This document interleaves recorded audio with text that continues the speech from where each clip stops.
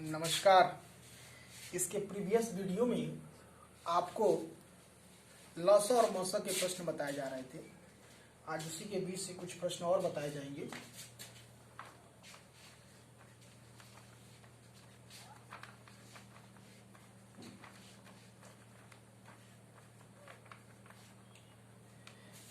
लसा क्या होता है? वह छोटी सी संख्या जो दी गई संख्याओं को पूर्णतः विभक्त कर दे, वह दी गई संख्याओं को क्या होगा? लघुत्तम समापवर्त होगा। लघुत्तम समापवर्त को इस संक्षिप्त रूप में लसा लिखते हैं। महत्तम समापवर्त क्या होता है? वह बड़ी सी बड़ी संख्या जो दी गई संख्याओं को पूर्णतः विभक्त कर दे, पूरा पूरा विभाजित कर दे, पूरा पूरा भाग चला जाए, वह संख्या क्या होगा? महत्तम समापवर्तक होगा। इनके प्रश्न हम कुछ लगाए भी हैं। लसा भी कैसे निकाले जाती है, मौसा भी कैसे निकाले जाते हैं, इन पर विधिवत चर्चा हो चुका है प्रीवियस वीडियो में। आज हम उसके कुछ आगे बढ़ेंगे।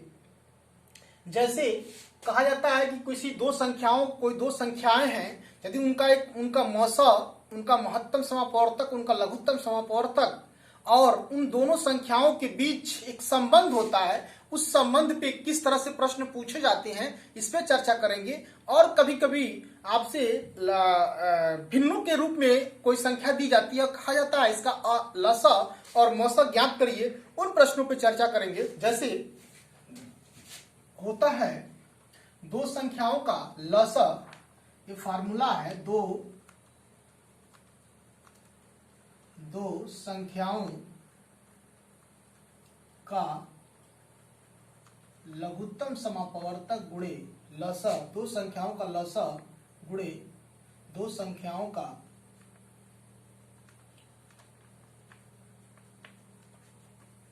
मौसा बराबर होता है दोनों संख्याओं का गुणनफल। इस पे आधारित प्रश्न पूछे जाते हैं, तमाम प्रकार के प्रश्न पूछे जाते हैं। ये चीज आपको दिमाग में रखिएगा। दो संख्याओं का लसा, उन दोनों संख्याओं का मौसा का गुणनफल, ये क्या होता है? दोनों संख्याओं के गुणनफल के बराबर होता है। इस तरह की चर्चाएं हम आगे करेंगे भी। जैसे मान लीजिए आपको इसका एग्जाम्पल दिखा देते हैं। मान लीजिए 8 और 6, 8 और 6 है, इसका लसा क्या हो जाएगा? इसका लसा क्या हो जाएगा? 8 और 6 का लसा क्या हो जाएगा? 24 होगा। और 8 और 6 का मौसा क्या हो जाएगा? 2 3 6, 2 4 8, 2 के बाद और कोई विभाजित इसको करेगा नहीं, इसका मौसा हो जाएगा 2। तो चेक कर लीजिए ना, दो संख्याओं का लसा, दोनों संख्याओं का मौसा, यानी लसा 24 है और मौसा 2 है। इन दोनों का और दोनों संख्याओं का आपस में गुणनफल 8 गुणे 6 क्या है? 24 गुना, इधर क्या आएगा? 8 छके आपस में क्या आएंगे? बराबर आएंगे। तो ये फार्मूला है, दो संख्याओं का लसा यानी इन दोनों संख्याओं का मौसा गुणे आप बराबर दोनों संख्याओं का गुणनफल। इस पे आपसे प्रश्न पूछे जाते हैं। कोई 3 चीज दे दी जाएंगी और चौथी चीज आपसे पूछ ली जाएगी। यहाँ 4 चीज हैं, एक तो उनका लसा, एक उनका मौसा, एक संख्या और दूसरी संख्या। 4 टर्म होते हैं और 3 टर्म दे दी जाती है, एक टर्म आपसे पूछे जाती है। इस पे भी प्रश्न आपको पूछे जाएंगे, बताया जाएगा आज।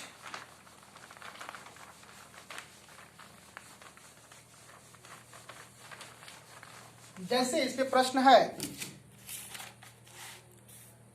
दो संख्याओं का लघुत्तम समापवर्तक 1920 तथा महत्तम समापवर्तक 16 हो। दो संख्याएं हैं जिनका लघुत्तम समापवर्तक, दो संख्याएं हैं जिनका लघुत्तम समापवर्तक कह रहा है, लघुत्तम समापवर्तक कह रहा है 1920 और महत्तम समापवर्तक कह रहा है 16 हो। और कह रहा है यदि उनमें से एक संख्या 128 हो, यदि उनमें से एक संख्या 128 हो तो दूसरी संख्या आपको निकालना है। तो सेम वही काम, यानी दोनों संख्याओं का लसा गुणे मसा बराबर दोनों संख्याओं का गुणनफल। तो मान लीजिए संख्या क्या है? x है, मान लिया। प्रश्न आपसे पूछा गया है, दो संख्याएं हैं जिनका लघुत्तम समापवर्तक 1920 है, जिनका महत्तम समापवर्तक 16 है, यदि उनमें से एक संख्या 128 है और तो दूसरी संख्या क्या होगी। तो अब हम इसको हल करेंगे, कहेंगे माना वह दूसरी संख्या x है। Let us suppose that second number is x। अब हम क्या करेंगे, आपको इसके पहले बताया गया था फार्मूला कि दोनों संख्याओं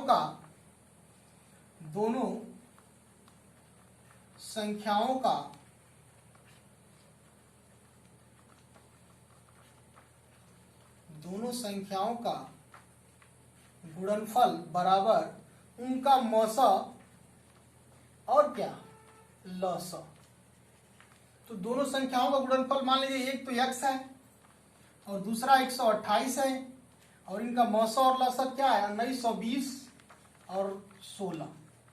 बस इसको सरल कर दीजिए, क्या हो जाएगा, x बराबर क्या हो जाएगा 128। देखिए कटेगा 16 अट्ठे 16 9 144 16 अट्ठे 128, ये 8 बार में कटेगा।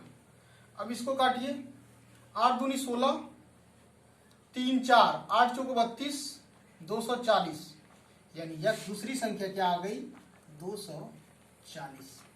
ये आपकी दूसरी संख्या हुई। इसका मौसा और लसा 1920 और 16। इस तरह से इस पे आधारित प्रश्नों को हम लगाते हैं। फिर इसके बाद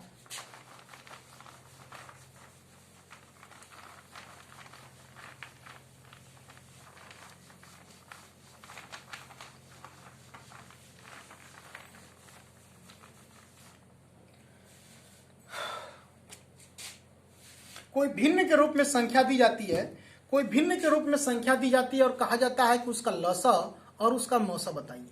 यदि आपसे भिन्न के रूप में कोई संख्या दी गई है तो उसका लसा और मौसा हम कैसे निकालते हैं, यानी भिन्नों का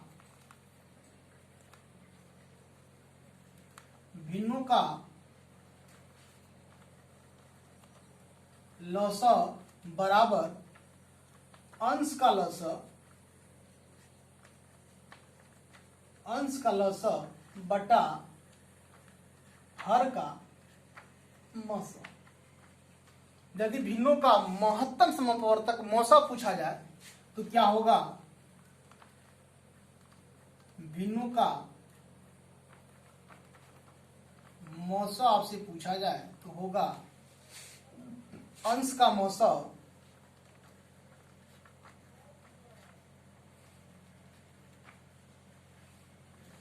बटा हर का लसा। यानी जो चीज आपसे पूछा जा रहा है, यदि लसा पूछा जा रहा है तो अंश में लसा लेंगे, यदि मौसा पूछा जा रहा है तो अंश में मौसा लेंगे और नीचे जो बचेगा वो नीचे लिख देंगे। यही प्रक्रिया होती है इस चीज को दिमाग में रखने का। यानी पूछा जाएगा भिन्नों का लसा तो आप दिमाग में बैठाइए, जो पूछा जाएगा ऊपर वही चीज निकाला जाएगा। यानी यहाँ पे अंश का लसा हर का मौसा, फिर भिन्नों का मौसा पूछा जाएगा, यानी अंश का मौसा बटा हर का लसा। इस फार्मूले का प्रयोग करके हम प्रश्नों को लगाएंगे। अब देखिए इस पे कुछ प्रश्न कैसे लगाएंगे। प्रश्न है 14 बटा 30 14 बटा 30 14 बटा 33 और है 42 बटा 55, फिर है 21 बटा 22। पूछा जा रहा है कि इसका महत्तम समापवर्तक क्या होगा। ये संख्या है, भिन्न के रूप में दिया गया है और पूछा जा रहा है कि इसका महत्तम समापवर्तक क्या होगा। तो हम इसमें देखिए कि भिन्न के रूप में लिखा गया है, तो भिन्नों का मौसा अभी हमने पढ़ा है, भिन्नों का मौसा होता है, अभी हमने पढ़ा है भिन्नों का मौसा बराबर होता है अंश का मौसा बटा हर का लसा। अब देखिए अंश में क्या है 14 42 21, तो 14 42 21 का क्या निकालेंगे? मौसम। और हर का लसा, हर क्या है? 33 55 22 का लसा। तो निकाल लीजिए ना इसका मौसम। 14 42 21 का मौसम यहाँ पे गुणनखंड विधि से देखिए निकल जाएगा। 14 क्या होगा? 2 गुणे 7। 42 क्या होगा? 2 तिहाई 6 सत्ते। और 21 क्या होगा? 3 सत्ते। यानी देख रहे हैं कि तीनों जगह क्या है? 7 कॉमन है, यानी 7 क्या हो जाएगा? इसका मौसा हो जाएगा। अब 33 55 22 का लौसा क्या होगा? 33 55 22 का लौसा भी सब आपको बताया गया है। 2 से नहीं जाएगा सब में भाग, तो हम 3 से शुरू करें। 3 में भी भाग हमारा देख रहे हैं नहीं जा रहा है, तो क्या करें? 4 5 में भी नहीं जा रहा है, 11 से जा रहा है। देखिए 11 तिया 33, 11 पचे 55, 11 दूना 22। अब जो आ रहा है इसको सब अभाज्य हो जा रहे हैं, इनको आपस में गुणा कर लेंगे तो हो जाएगा 11 तिया 33,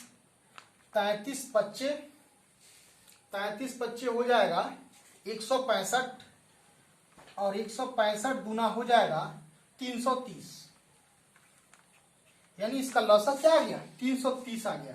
यानी 14 42 21 का मौसा क्या आ गया? 7। और 33 55 22 का लौसा क्या आ गया? 320। तो 7/320 ये आपका दी गई संख्या का क्या हो जाएगा? दी गई संख्या का क्या हो जाएगा? मौसा हो जाएगा। यही आपका आंसर हो जाएगा। 7/3 7 ये 330 है ना, ये 330 हो जाएगा। 7/330। अब इस पर नेक्स्ट प्रश्न है,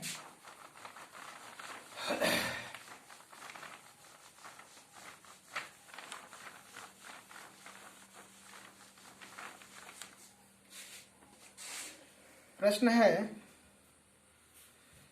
11/14 11/14। फिर उसके बाद से है 55/42 55/42। तीसरा है 33/55 33/35।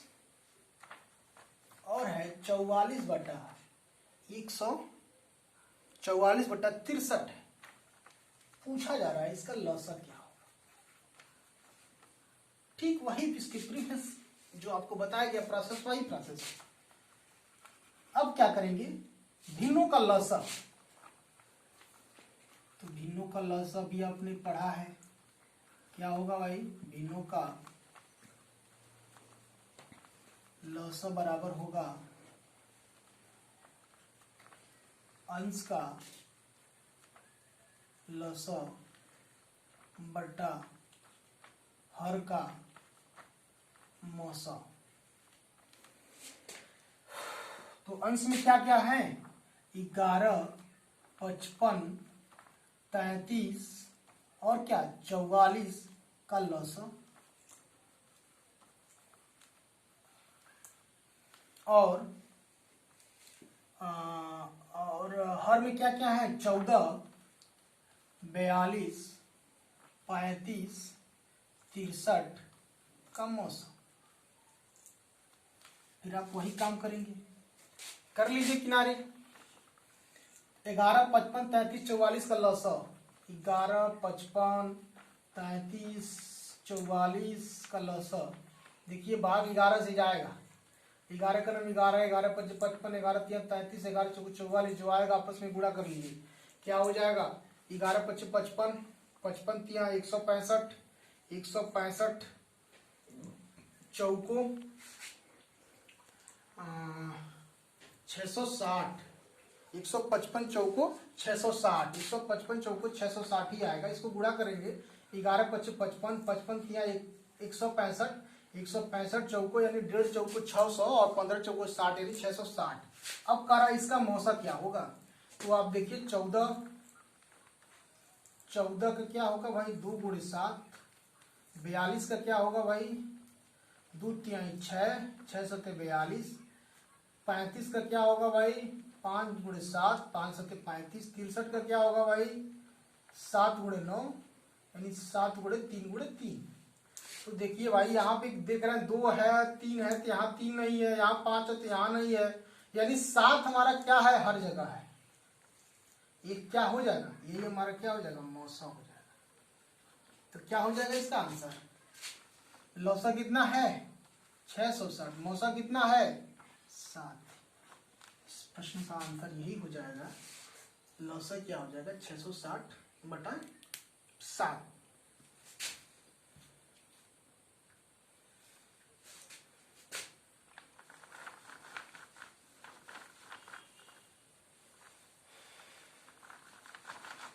अब इस पे कुछ प्रश्न और आप लगाइएगा, फिर इसके बाद नेक्स्ट वीडियो में आपको कुछ और प्रश्न बता दिया जाएगा, क्योंकि अब इसके बाद समझिए कि लास्ट क्लास होगा आपका मौसा का, क्योंकि ऑनलाइन जितना संभव है उसको बताने का आपको प्रयास किया जाएगा। आप इस चैप्टर को अपने मन से पढ़िएगा और प्रश्नों को लगाइएगा, मुख्य रूप से जो प्रश्न है उसको बताने का प्रयास किया गया है।